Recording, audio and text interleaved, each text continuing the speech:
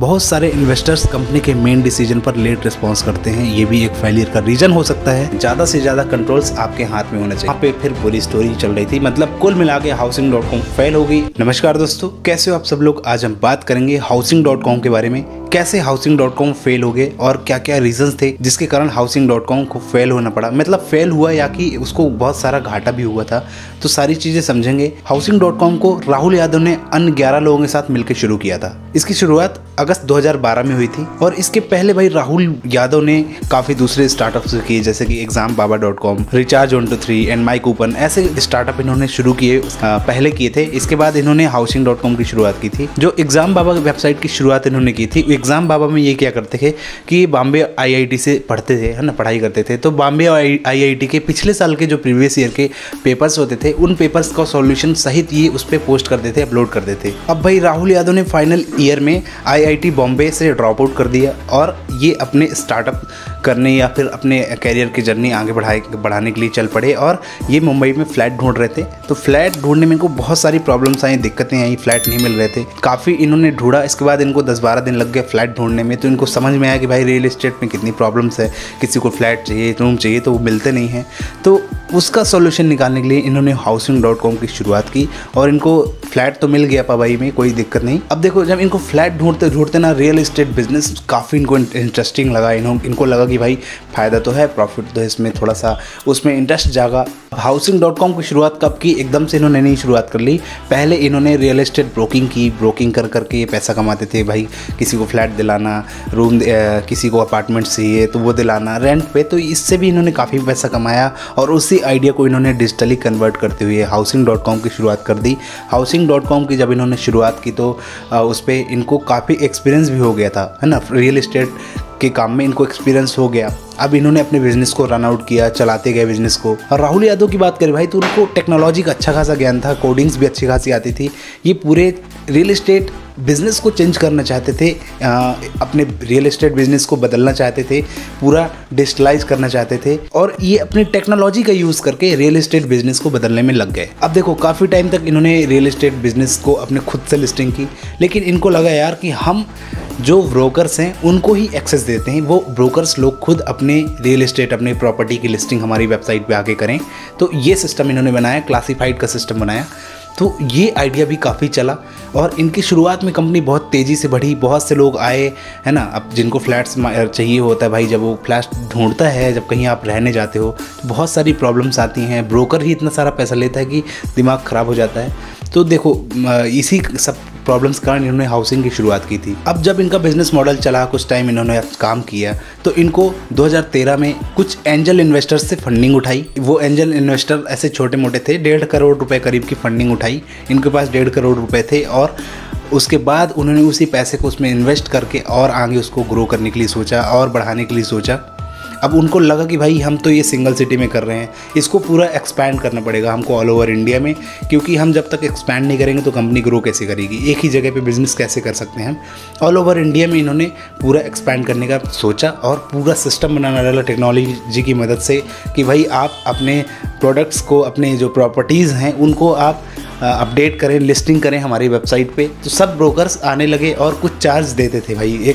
इन्होंने particular charge रखा था ब्रोकर्स का कि भाई इतने रुपए लगेंगे आपकी प्रॉपर्टी लिस्टिंग के लिए, और कस्टमर्स के लिए भी कुछ थोड़ा बहुत चार्ज था कि जैसे प्राइम वगैरह रहते हैं, सब्सक्रिप्शन मॉडल पे भी इन्होंने काम किया, काफ़ी चीज़ें की अपने इस बिज़नेस में। 2014 में $18 मिलियन की फंडिंग उठाई। इसके बाद इन्होंने सॉफ्टबैंक से भी फंडिंग उठाई, तो इनको अच्छी खासी फंडिंग मिली, करीब $500 मिलियन की इनको फंडिंग मिल चुकी थी। अब भाई देखो, इनको फंडिंग मिली, इन्होंने काम भी अच्छा किया, कंपनी ग्रो भी कर रही थी और इसके बाद भाई सब चीज़ें बहुत अच्छे से चली। इन्होंने जो ब्रोकर्स थे वो भी खुश थे और जो कस्टमर थे वो भी खुश थे और ये कंपनी वाले तो खुश ही थे क्योंकि फंडिंग भी मिल गई थी, ग्रो भी कर रही थी कंपनी। और करीब 11 इसमें इन्वेस्टर्स थे, 11 लोग के साथ इन्होंने कंपनी शुरू की थी। फिर इन्वेस्टर्स भी आ गए, कुछ स्टेक भी इन्वेस्टर लोगों ने ले लिया। तो जो इन्वेस्टर थे Housing.com में इन्वेस्टमेंट किए थे वो भी इनके साथ काम करते थे। तो काफ़ी लोग इसमें मिलजुल गए थे और काम चल रहा था ऐसे ही। अब राहुल यादव को एकदम झटपट काम करना पसंद था, मतलब कि अगर उन्होंने कोई एक्शन सोचा है तो उसको तुरंत होना चाहिए, थोड़ा टाइम नहीं, वेट नहीं करते थे और वेट ना करने के कारण दिक्कतें खड़ी हो जाती। तो भाई ये इनकी एक आदत थी जो बहुत आगे बुरी बन गई। अब जानेंगे कैसे ये बुरी बनी। अभी तक तो सब कुछ ठीक चल रहा था। अब इसके बीच एक और सिक्योर कैपिटल थे जो जिन्होंने फंडिंग दी थी। तो सिक्योर कैपिटल के जो फाउंडर थे उन्होंने क्या किया था, उन्होंने Housing.com के कुछ एम्प्लॉयर्स को हायर करने की कोशिश की। बोला कि आप हमारी कंपनी में आ जाओ। तो ये चीज़ जब राहुल को पता चली तो उनको गुस्सा आया भाई। उन्होंने सिक्योर कैपिटल वाले को धमकी भी दी, बोला कि भाई आप नेक्स्ट टाइम से ऐसा मत करना, नहीं तो तुम्हारी कंपनी ऐसा वैसा जो भी है। तो उन इन्वेस्टर के बीच काफ़ी अनबन हो गई। इसके बाद भाई राहुल यादव एक कंपनी को खरीदना चाहते थे। ऐसे ही रियल एस्टेट कंपनी थी वो भी। तो करीब उसका वैल्यूएशन 7 करोड़ रुपए था। पर राहुल यादव ने इन्वेस्टर से बात की कि भाई हम मेरे को ये कंपनी खरीदना है। तो उस इन्वेस्टर ने कुछ रिप्लाई नहीं दिया, काफ़ी लेट रिप्लाई देते थे। तो इन्वेस्टर कुछ नहीं बोले, पैसा नहीं दिया, मतलब उन्होंने रिप्लाई नहीं किया कि अभी खरीदना है या नहीं। तो धीरे धीरे उस कंपनी का वैल्यूएशन 17 करोड़ हो गया जिसको राहुल यादव खरीदना चाहते थे। अब भाई जब वो 17 करोड़ रुपए उसका वैल्यूएशन हो गया, फिर इसके बाद इन्वेस्टर भी मान गए और 17 करोड़ में उस कंपनी को खरीदे जिसकी डील 7 करोड़ में होने वाली थी। तो ये राहुल को ये पसंद नहीं आया। राहुल ने बोला कि भाई जब मैं बोल रहा था कि इतने में कंपनी मिल रही है, तो यहाँ पे फिर इन्वेस्टर के साथ अनबन हुई। कंपनी को 10 करोड़ का लॉस और झेलना पड़ा यहाँ पे, है ना, और ज़्यादा देने पड़े उस कंपनी के लिए। तो ये राहुल को बात पसंद नहीं आई। इन्वेस्टर के साथ अनबन होना शुरू हो गई थी। इसके बाद राहुल के साथ जब अनबन हो रही थी, नहीं बन रही थी, तो राहुल ने कंपनी छोड़ दी, रिज़ाइन कर दिया, है ना। और कंपनी छोड़ने के बाद एक और मीटिंग बैठाई गई। फिर राहुल यादव को बुलाया गया, बोले कि चलो ज्वाइन करो कंपनी, काम करते हैं। राहुल यादव फिर से आए, फिर से उन्होंने ज्वाइन किया। अब इसके बाद क्या होता है, जब इनकी इन्वेस्टर के साथ फिर से नहीं बनी, यही होता था, कोई भी एक्शन इनको लेना था तो बहुत वेट करना पड़ता था, है ना। कुछ भी चीज़ें करना हो, कुछ काम करना हो, नई चीज़ें लागू करना हो, तो काफ़ी वेट करना पड़ता था राहुल यादव को।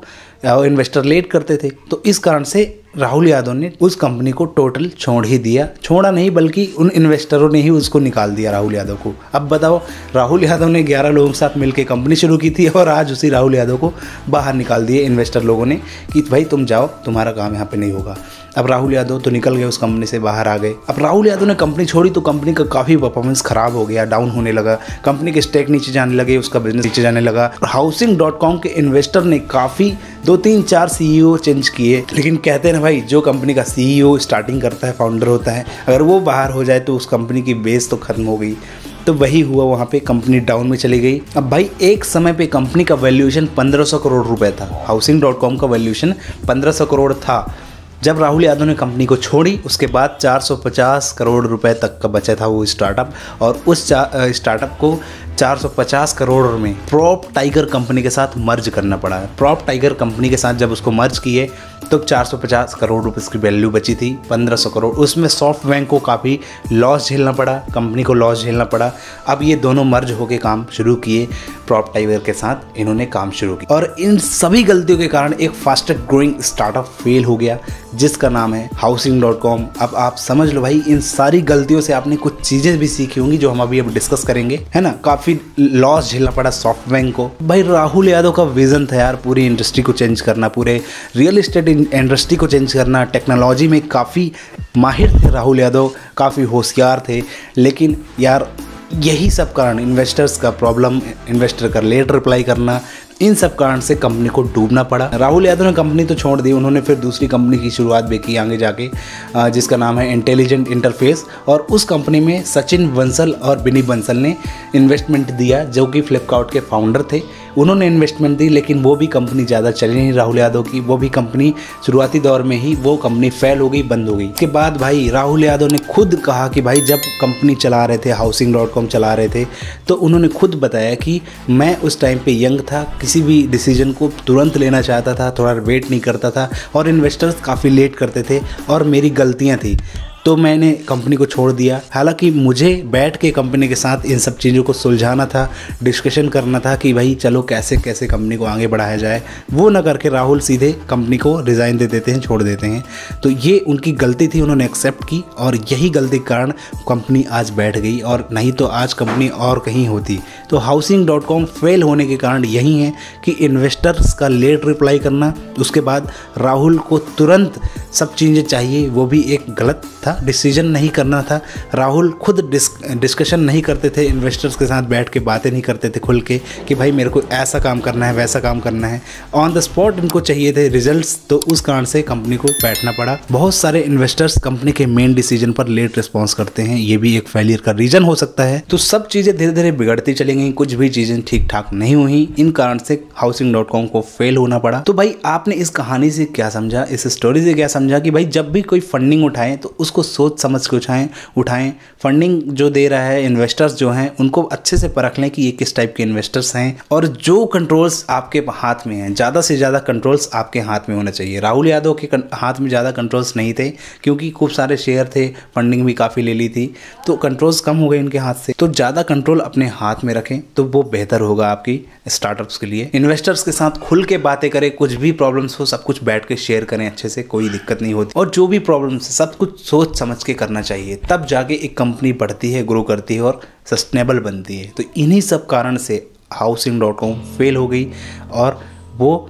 दूसरे कंपनी के साथ मर्ज होके कम वैल्यूएशन में वो बिकी, तो प्रॉप टाइगर के साथ मर्ज होना पड़ा। अब प्रॉप टाइगर फिर वहाँ पे फिर बुरी स्टोरी चल रही थी। मतलब कुल मिला के Housing.com फेल हो गई और ख़त्म हो गई। ये सब चीज़ें थी, ये स्टोरी थी जिस कारण से राहुल यादव की कंपनी फेल हो गई। अगर आपने इस वीडियो से कुछ समझा हो तो वीडियो को लाइक कर देना, शेयर कर देना, सब्सक्राइब कर देना। मिलेंगे हम फिर नेक्स्ट वीडियो में। वीडियो को करते हैं खत्म।